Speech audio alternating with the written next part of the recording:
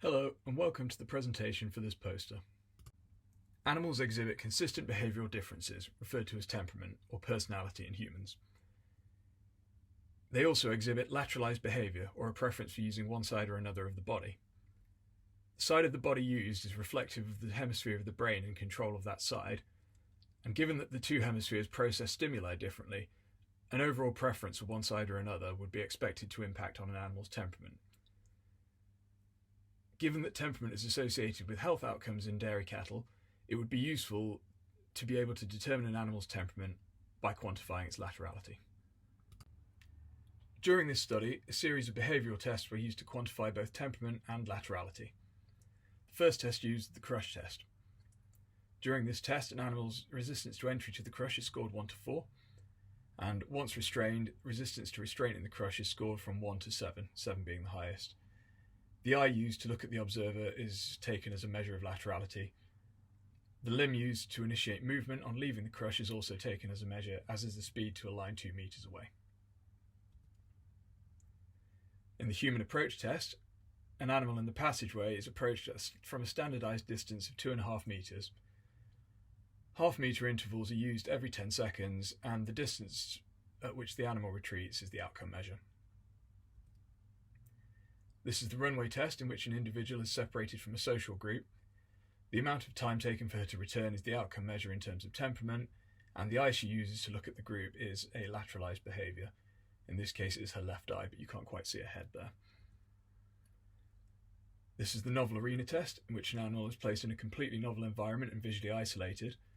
Movement, sniffing, vocalisation, faeces and urination are all recorded, as is her direction of travel, with anti-clockwise being left and clockwise being right. During the novel arena test, a novel object, in this case a colourful umbrella, is inserted through the wall and opened. The eye the cow uses to look at the umbrella is a lateralised behaviour recorded, and the other behaviours recorded in the novel arena are also continued here. Finally, social interactions are observed at the feed face. The eye an animal uses to initiate any social interaction is a lateralised outcome measure. In this case, she's using a right eye. Having collected all of this behavioural data, the results here are put into a principal component analysis. So what this does is produce an amalgamation of the individual behavioural measures that you can see represented by the arrows here into these axes, which are their primary planes of variation.